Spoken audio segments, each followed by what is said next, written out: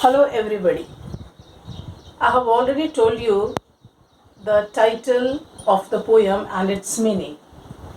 Once again, I'll be revising the meaning of the title of this poem, My Mother at 66. My Mother at 66 refers to the poet's mother who is at old age, and that is the cause of poet's agony and pain. Today, let me begin with the lines of the poem. I'll be reading out the poems and I expect all of you to have a move with me. Now, the poem begins like this. Driving from my parents' home to Cochin last Friday morning. Here there is one comma. I saw my mother beside me, doze, open mouthed, her face ashen like that of a corpse, and realized with pain that she was as old as she looked, but soon put that thought away. In the first few lines, there is no word which is very difficult, but we need to understand each and every word. So let me begin with the explanation now. Driving from my parents' home to Cochin last Friday morning.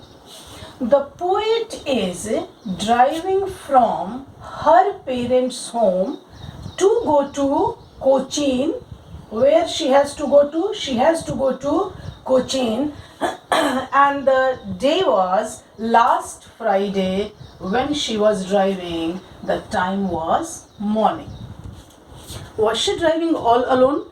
Was there someone with her in the car or in whichever vehicle she was driving? No. There was her mother with her. That's why she says, I saw my mother. It's very clear that when the poet was driving one morning, one Friday, from her parents' home to go to Cochin, she and her mother both were sitting in the car.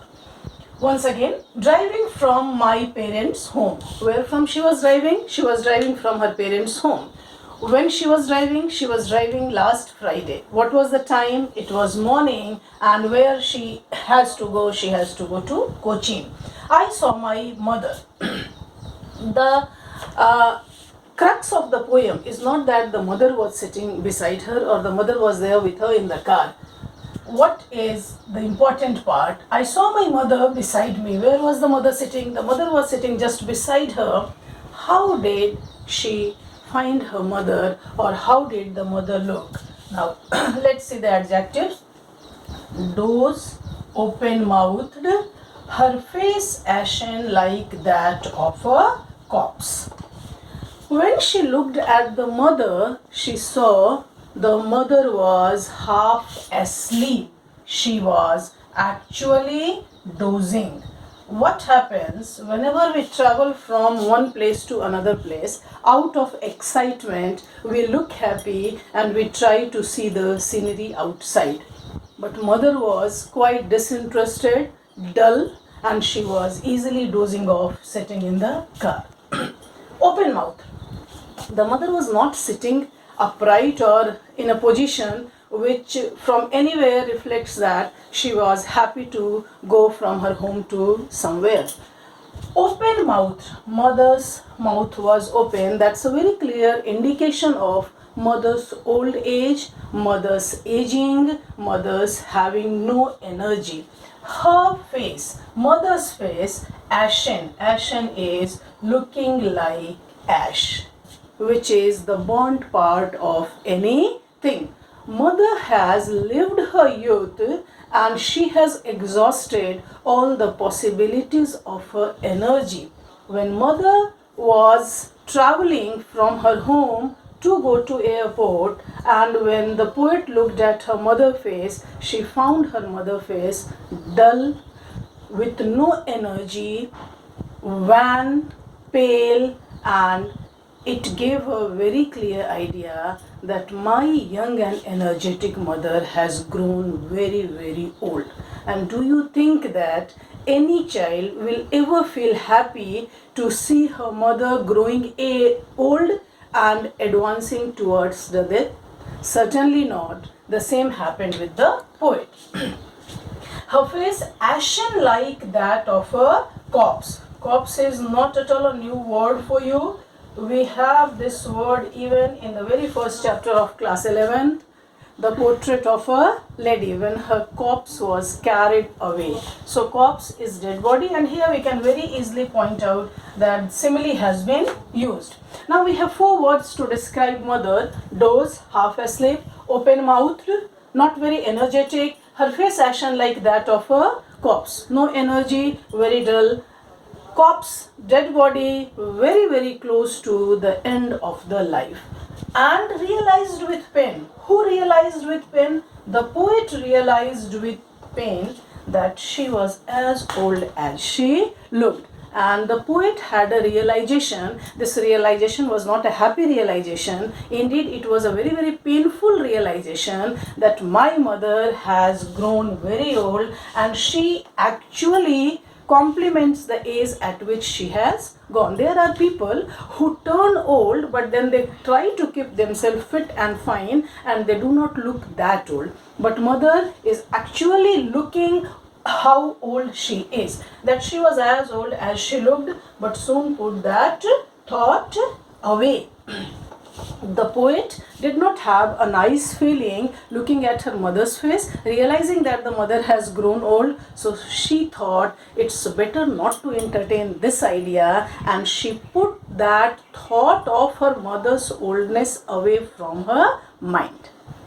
So this was the meaning of these lines which I have written. Once again, I'll be summarizing it. One Friday morning, the poet was driving from her parents' home to go to Cochin. Her mother was sitting beside her in the car. When she looked at her mother, she saw that the mother was looking wan, pale, dull, energyless, lusterless, shineless, and the poet had a very painful realization that my mother has grown very old. See, when we talk about our parents, especially our mothers and fathers, they are the ones whom we have seen in their youth time, whom we have seen running from one place to another place, whom we have seen doing each and everything of the household, every domestic chores. And when you see the same parents turning old, when you see the same parents having wrinkles on the face, when you see the same parents having no energy, you get nothing but a painful mind. And indeed, you wish that parents should not be like this, but that's the fact of the life. She saw her mother dozing, open mouth, face looked like ash, and the entire body was somewhat very close to the dead body, and that gave her a painful realization. But did she entertain that idea for a long time? No. What happens whenever we have a bad idea, we want to end it and listen to some song or want to divert our attention. The poet did the same thing. Thank you. Hope these lines would have been very clear to you. Let's go ahead with the next few lines. We have seen that the poet put that thought away. Which was the thought? The thought was the thought of mother's old age and advancing death. How did she put those thoughts away? Yes, she put those thoughts away and looked out at young trees sprinting and merry children spilling out of their homes. I have written down the meaning for sprinting and merry. Sprinting means short race, merry is happy. We always wish Merry Christmas like this. Children spilling out of their homes, but after the airport security check, standing a few yards away, I looked again at her, wan pale as a late winter's moon, and felt that old familiar ache. Now let me explain. The poet wanted to put those thoughts away, and what did she do? From the other window, she looked outside the car, and there she could see, looked out at young trees sprinting. We all have the experience of driving by car or any vehicle, and we have experienced it that whenever we look outside the window, we see the outside things running very fast.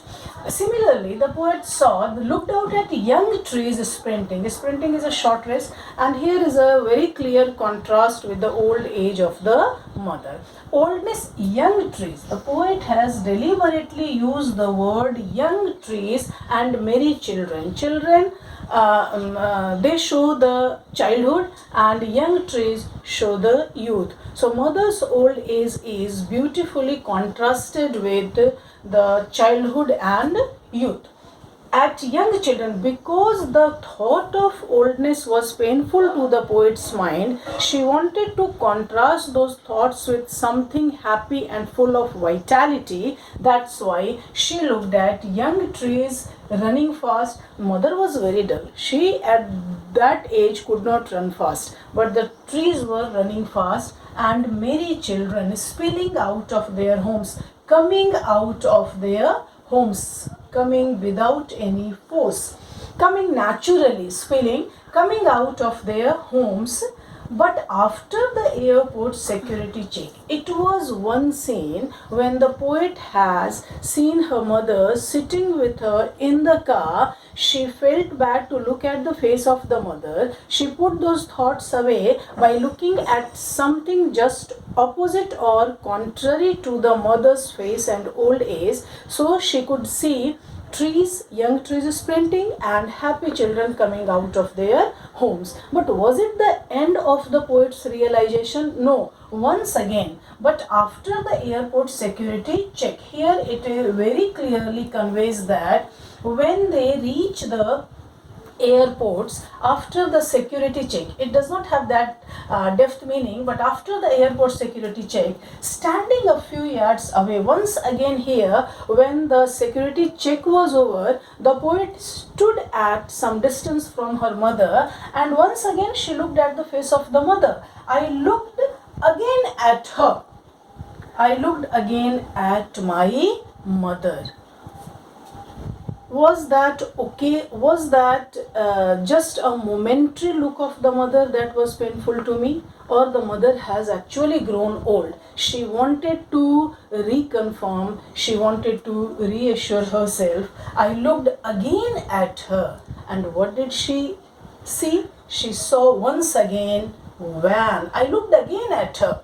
She wanted to get it confirmed. Has the mother actually grown old? Has the mother actually gone energyless, shineless? So the poet looked again at her mother. Here I is poet, her is the mother. I looked again at her, and once again she found her mother wan, colorless, pale, weak, as a late winter's moon. As a late winter's moon shows no vitality, similar was the case with the mother's face. The mother's face had no vitality, no energy. Here once again we have one example of simile. So we could say that simile has been used in adequate number. I looked again at her, wan, pale as a late winter's moon, and felt that old familiar ache.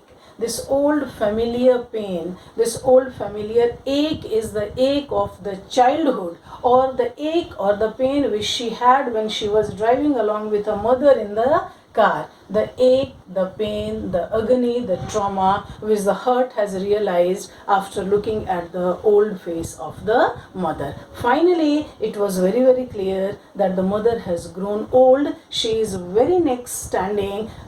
she's standing very next to the death, and that's a reason of pain to the poet's heart. Thank you. And she had that same old familiar ache, my childhood's fear. Let's understand, what does childhood fear mean here?